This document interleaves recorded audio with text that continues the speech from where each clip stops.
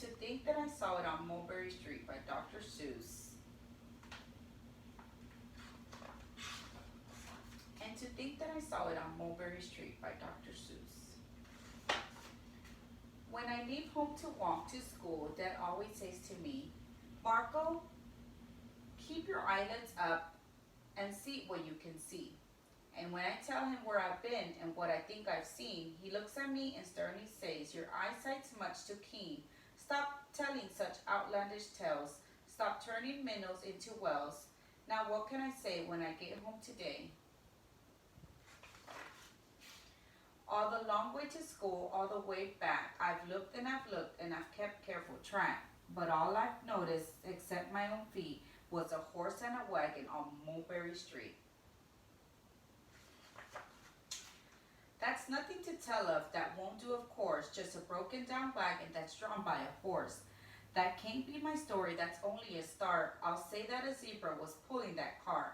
And that is a story that no one can beat when I say that I saw it on Mulberry Street. Yes, the zebra is fine, but I think it's a shame, such a marvelous beast with a cart that's so tame. The story would really be better to hear if the driver I saw were a charioteer, a gold and a blue chariot something to meet, rumbling like thunder down Mulberry Street.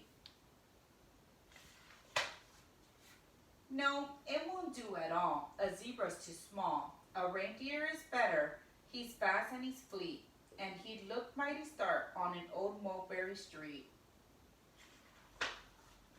Hold on a minute, there's something wrong.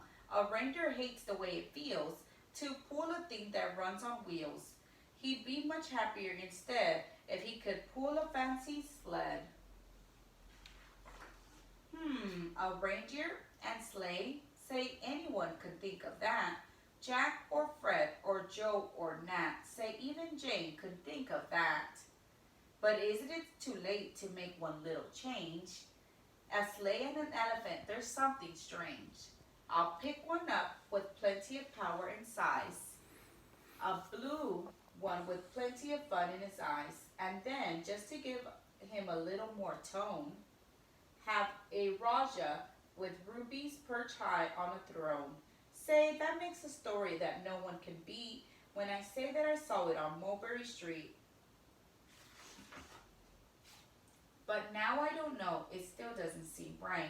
An elephant pulling a thing that's so light would whoop it around in the air like a kite, but he looks simply grand with a great big brass band.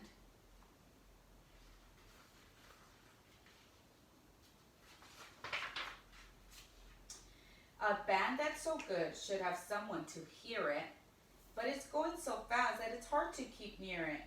I'll put on a trailer, I know they won't mind if a man sits and listens while I'm hitched on behind. But now is it fair what I've done? I'll bet those wagons weigh more than a ton. That's really too heavy, a load for one beast. I'll give him some helpers, he needs two at least.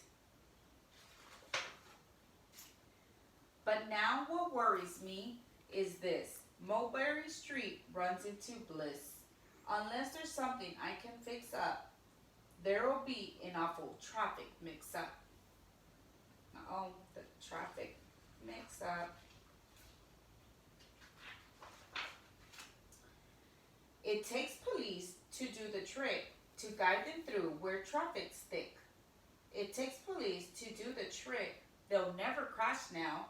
They'll race at top speed with Sergeant Mulvaney himself in the lead. The mayor is there and he thinks it's a grand, and he raises his hat as they dash by the sand. The mayor is there and the aldermen too, all waving big banners of red, white, and blue. And that is a story that no one can beat when I say that I saw it on Mulberry Street. With the roar of its motor, an airplane appears and dumps out confetti while everyone cheers. And that makes a story that's really not bad, but it still could be better, suppose that I am. A Chinese man who eats with sticks, a big magician doing tricks, a 10-foot beard that needs a comb, it's time for more, I'm almost home.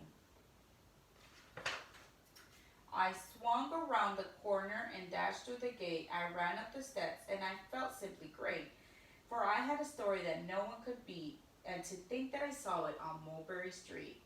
But Dad said quite calmly, just draw up your stool and tell me the sights on the way home from school.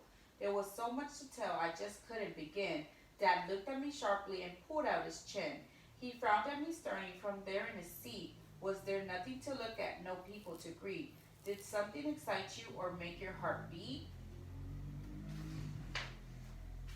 Nothing, I said, growing red as a beet, but a plain horse and wagon on a Mulberry Street.